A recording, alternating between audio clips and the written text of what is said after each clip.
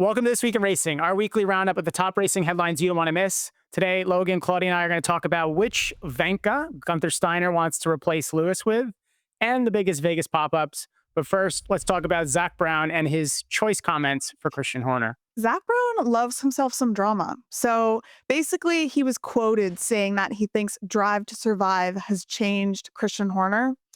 I mean, I think it's kind of funny that he's saying that. I think the fame gets to anyone's head, and it definitely made everyone blow up. And Zak definitely loves the camera himself. But he basically said, I've known Christian for 30 plus years. We used to get on. His results are amazing, so hats off, but he's changed. I think Drive to Survive, fame, the money, the glory all got a bit much. And I just really wonder what he's basing that off on and why that's starting to come up now. Again, like, just let the man live. He was fired. He's no longer part of Red Bull. So I don't know. What do you guys think? Do you think Zak's being nitpicky, or do you think Christian definitely was a drama king?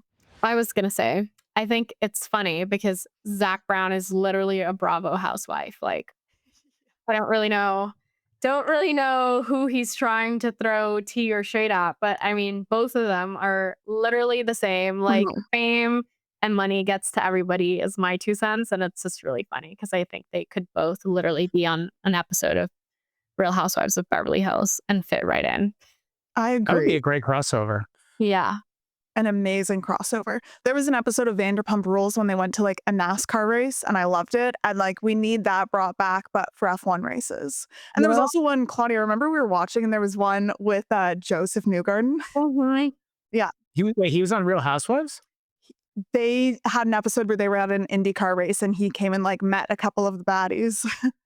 They're like, are you single? He's like, no, I have a wife and kids. But well, what I do think F1 needs is like a reunion hosted by Andy Cohen, you know, like Oh my God, yeah. at the end of the season, like bring Yeah. principles, and like he's just got a list. Like Zak Brown in November said this. What are your thoughts? No, definitely. I mean, we just had BravoCon, so let's bring it back. Zak even said too, this one I kind of laughed at because I feel like literally any team principal would do the same thing. But he goes like, he made allegations towards our team. I can't imagine he believed them. It was simply intended to disrupt us. Like, duh, obviously he's going to do that. And he also went on to say, back when I was racing, there were drivers who raced hard and squeezed competitors' cars 2 wheels off the track. That's okay. But other drivers squeeze you 4 wheels off. That's not okay. I'm a 2 wheels off guy. Christian is a 4 wheels off guy.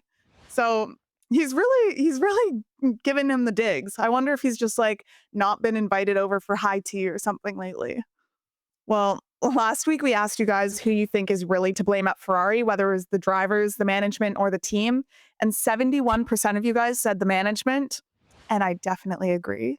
But this week, we want to know if you guys think that the fame has actually gotten to Christian. Do you think he is a drama queen, or he's just naturally, as Toto put it, a yapping little terrier? Leave us a comment down below, answer the poll, and definitely subscribe for more episodes like this. In other F1 news, Guenther is back in the press, making some impactful quotes. He was on a podcast recently and said that basically if Lewis has an awful year next year, Ferrari should just promote Ollie Bearman into the seat for 2027, which I feel like is probably the right thing to do, but a big claim to make. And I feel like if I was Ollie, I'd be like, yeah, like this man's backing me. Give me the seat. Yeah. Yeah, move it up now. Give it to me now. I think he's definitely proved himself, so I don't think it's a crazy claim. I feel like, I don't know, the empath in me hopes that Lewis can just step down when he's ready and he's not like actually replaced by the team, just considering his like amazing career thus far and how obviously he had high hopes at Ferrari and it didn't really like end up the way he's expecting it. So it's kind of like hopefully he'd get one more year to just test the waters. But I think out of everyone, Ollie is definitely the next like natural like contender for the seat. Maybe Guenther will be team principal at Ferrari in 2027 if next year goes really wrong. I also think it's interesting because then that kind of implies that like Lewis would have to retire or be forced into retirement. Like Lewis is not going to go and drive like, I don't know, an Audi, right? Like he's not going to go and drive a Haas either. So I feel like if he's out of a seat, then that's like a forceful retirement, basically. It would be nice to see how Charles does against like a much younger teammate, you know, like somebody that's got a lot of drive. Not to say that Carlos or Lewis don't, but they're also kind of in the middle toward close to end of their career. And it'd be fun to see him get challenged by somebody that's like really young and like doesn't have too much to lose and just wants to go out there and win and isn't really fussed too much about all the politics of F1 just yet. I agree.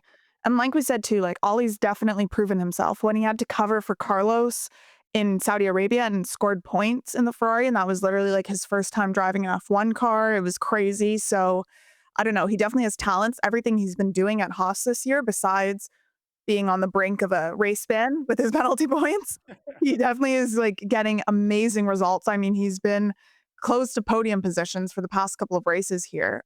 So I don't know. I think it makes sense for him to be the next heir to a Ferrari seat, but I feel like I just can't see Lewis retiring yet. It kind of goes back to things that we've talked about before, where it's like, when should the older drivers kind of phase out? Not to say that they're all old, but more just like there's so much room for younger talent to come in. Let's not waste Ollie's like prime years potentially because Lewis wants a couple more glory days or something, right?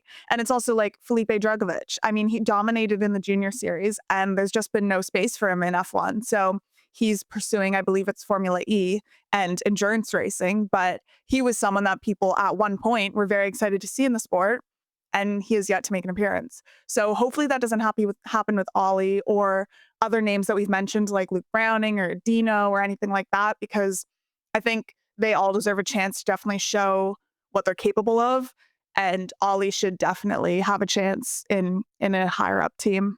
I mean, Kimi would be a good case study for why teams should gamble on someone younger and open up the space. I mean, we had Cadillac come and put in 2 veteran drivers who have been doing this for forever. Fernando Alonso still has a seat in helping Aston Martin develop a car. Lance is still in that seat. There's a lot of places where they could open it up. So yeah, I agree with you. It would be something that'd be really nice to see. But the question is going to be, are people going to actually take the risk? Like, give Toto credit that he did take by putting Kimi in that space and getting rid of Lewis. And being willing to open that up, even all the backlash. Before we get to everything Las Vegas, let's run through a few honorable mention headlines in case you missed them. A Häkkinen is back at McLaren. This time it's Ella Häkkinen, who signed to McLaren's driver development program alongside Ella Lloyd and Ella Stevens. She'll test single-seaters in preparation for 2027. IMSA completed its first preseason test this past weekend at Daytona.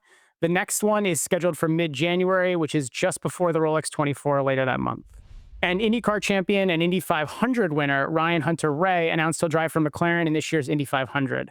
Hopefully, he fares a bit better in McLaren's fourth seat than Kyle Larson did, unfortunately, on that fateful day this year. Guys, it's race week. We're back in Vegas. This one is always a doozy every single year, and that means one and one thing only. Everything is over the top. So, we've had Checo and Max, I don't even remember this, in the Elvis Presley race suits with the capes. That was ridiculous. We've had an ice skating rink in the paddock. We made a list of all the big things happening. What are you guys excited about this year? I was going to say I'm a recovering Vegas hater. So like I never looked forward to Vegas until maybe last year. And now I'm a convert. So I think I'm just really excited about obviously the on-track racing. I'm curious to see how they're going to do the driver intros this year. That one's always exciting to look at the reactions for, and then just to see all the fun activations that are happening. Like I already see schedules for things all over the place, so I think it's gonna be a fun one for fans to attend, especially. I agree. And Vegas is kind of one of the best podium celebrations. Like it definitely is over the top, but you just don't get that anywhere else. And it is so Vegas coded. So I love that. Can't wait to see who's actually on the podium this year. I hope it's a couple faces we haven't really seen, but I think that's definitely wishful thinking. But I'm excited for that. Like you said, Claudia, all of the activations, like there's so much going on. Even if you weren't going for the race, like it's hard to feel like you're not there for that specifically.